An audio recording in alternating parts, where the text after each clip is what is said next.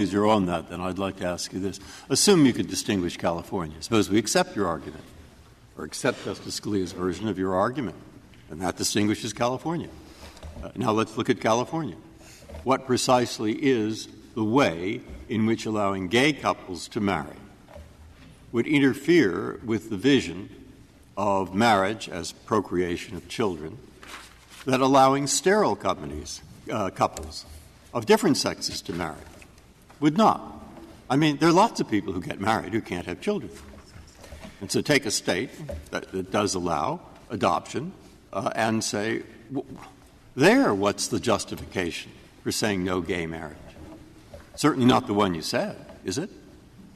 Am I not clear? Look, you said that the problem is marriage as an institution that furthers procreation. Yes, sir.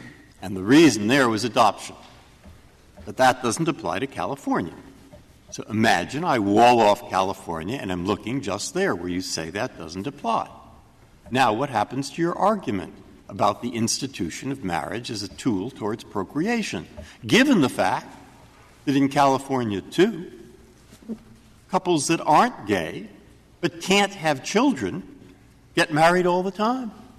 Yes, Your Honor. The concern is that redefining marriage as a genderless institution will sever its abiding connection to its historic, traditional, procreative purposes, and it will refocus the purpose of marriage and the definition of marriage away from the raising of children and to the emotional needs and desires of adults, of adult couples. Well, suppose a state said, Mr. Cooper, suppose a state said, because we think that the focus of marriage really should be on procreation, we're not going to give marriage licenses anymore to any couple where both people are over the age of 55.